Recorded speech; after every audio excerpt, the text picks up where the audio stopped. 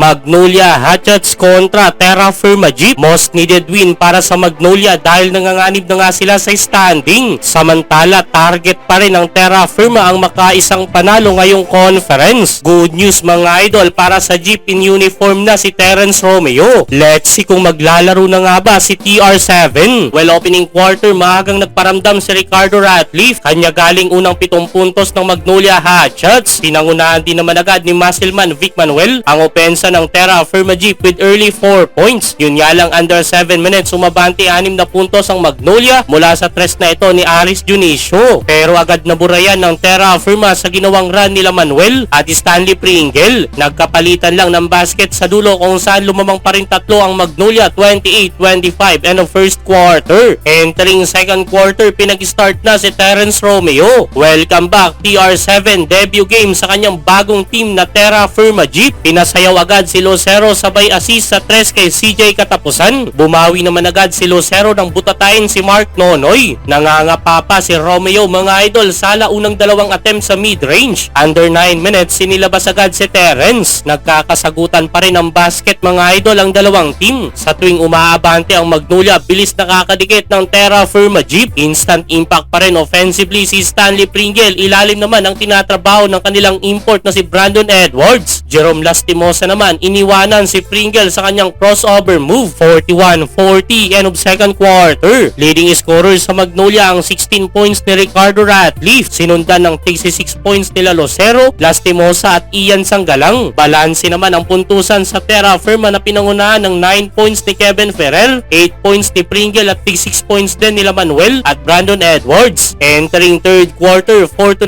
start para sa Magnolia Hatchets. Galing kina Lastimosa at Ian Sanggalang. Pero lagi nga lang din may bawi ang Terra Firma. Mainit pa rin si Stanley Pringle sa kanyang 5 straight points including itong corner 3-pointer. Under 8 minutes lumamang ang Terra Firma Jeep mga idol. Mula sa end 1 ni Louis Sanggalang, nakuha na ng foul si Ian Sanggalang. 49-47. Sobrang dikit ng laban mga idol. Grabing bali ginawa ni Zabe Lucero sa play na ito. Last 20 seconds, finally nakuha na ni Terence Romeo kanyang unang field goal. Wing 3-pointer mga idol, paubos na ang shot clock. Napapir na lang si Mark Baroka sa ginawa ni Romeo. 68-66 end of third quarter. Fourth quarter, Stanley Pringle pa rin ang main man ng Terra Firma. Nakumuna na naman ng tres mga idol. Dikdikan pa rin ang laban hanggang dulo. Kuya Ricardo Ratcliffe clutch layup sa uli. Panalo ang Magnolia Hatchets.